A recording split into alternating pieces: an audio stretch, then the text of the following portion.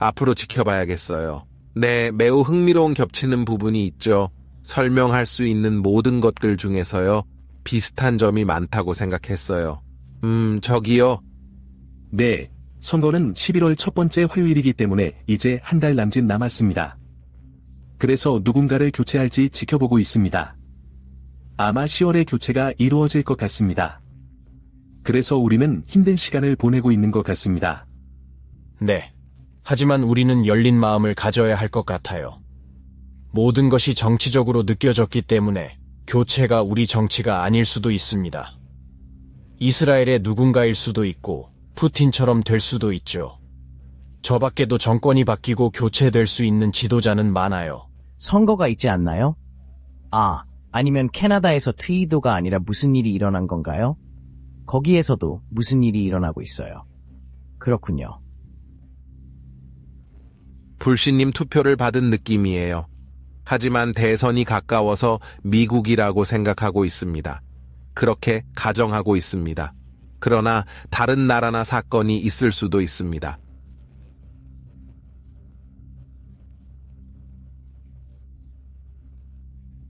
푸틴이 전쟁을 잘하고 있지 않으니까요. 그의 장군들 중 일부는 지금쯤 푸틴의 방향을 바라보며 이 전쟁이 어디로 끝날까라고 말할지도 모릅니다. 흥미로운 3개월이 될 겁니다. 하지만 대관식 중독 사건은 그런 일이 생기면 금방 알 수 있겠죠. 그럴 거예요. 금방 알 수 있겠죠. 지난달 여러분 중 한 분이 트럼프에게 부상을 입혀서 그의 선거운동이 잠시 중단된 적이 있었습니다.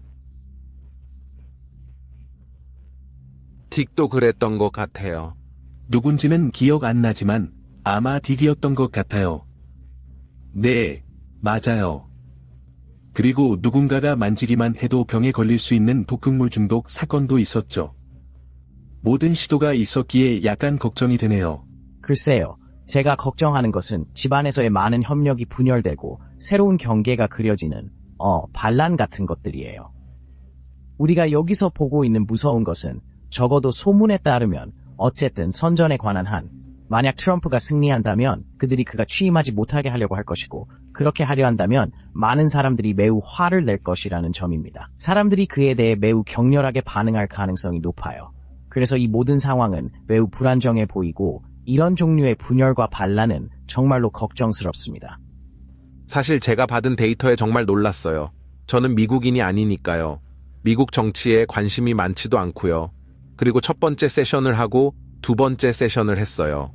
두 번째 세션은 오전 0시에 일반적인 세계 이벤트 같은 걸 할 거라고 예상하고 있어요. 그런데 다시 똑같은 상황으로 돌아간 거죠.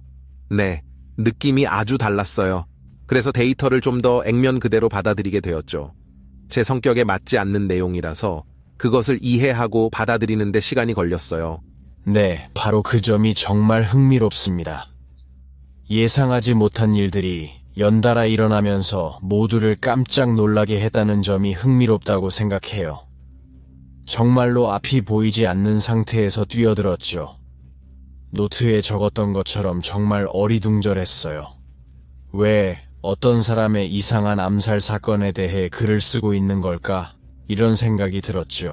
매우 흥미롭군요. 네, 정말로 걱정스러운 일이죠. 그러나 지금 생각해보면 3차 세계대전 시나리오가 나타나지 않아서 다행이라고 말할 수 있겠네요.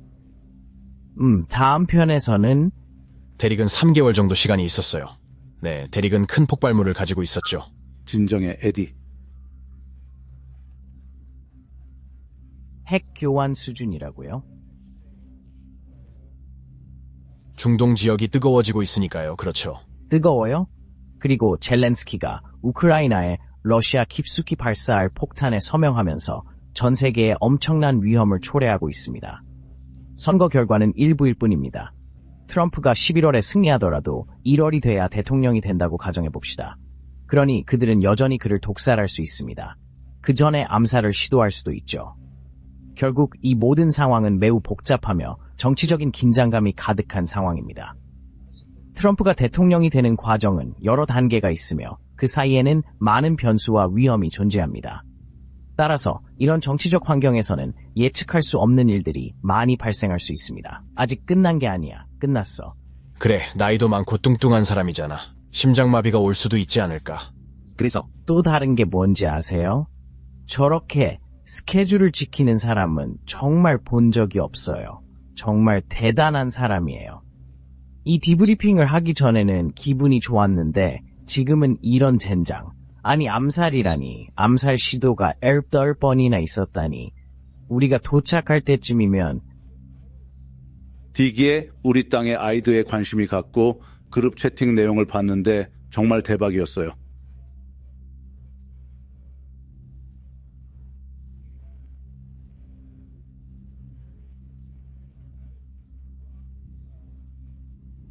그래 산타?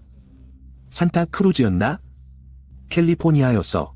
산타모니카 아니면 산타크루즈인가요? 네, 같은 곳이죠. 맞나요? 네, 산타 바바라입니다. 헤드라인에서 그런 단어를 본 적이 없거든요. 무슨 뜻인지도 몰랐어요.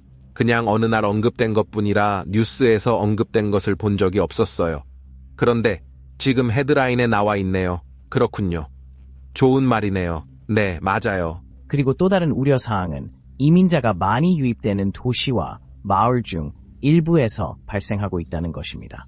경찰서장들은 이주민들을 기소하지 말라는 지시를 받았습니다. 그래서 무면허로 운전을 하다가 차나 집, 버스 등을 들이받더라도 체포하거나 그런 일은 하지 말라는 명령을 받았기 때문에 체포되지 않을 것입니다. 이러한 상황은 이민자들이 법을 위반해도 처벌받지 않는다는 인식을 심화시킬 수 있습니다. 경찰은 이러한 지시를 따르면서도 지역사회의 안전을 지키기 위해 노력해야 하는 어려운 상황에 놓여 있습니다. 이 문제에 대한 논의가 필요하며 적절한 해결책을 찾아야 할 것입니다. 조지 소로스가 지난 10년에서 15년 동안 카메라 앞에 서서 국가를 직접 점령할 필요는 없다고 말한 것은 정말로 흥미로운 일입니다. 그는 국가가 스스로 법을 집행하지 못하게 하면 모든 문제를 해결할 수 있다고 주장했습니다.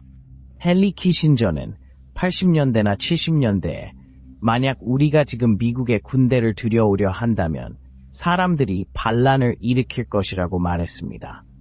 그러나 미래에는 사람들이 군대를 오히려 구걸하게 될 것이라고 했습니다. 물론 이런 일이 반드시 일어날 것이란 뜻은 아닙니다. 그래요. 이건 내가 아니에요. 원격 보기. 그래요.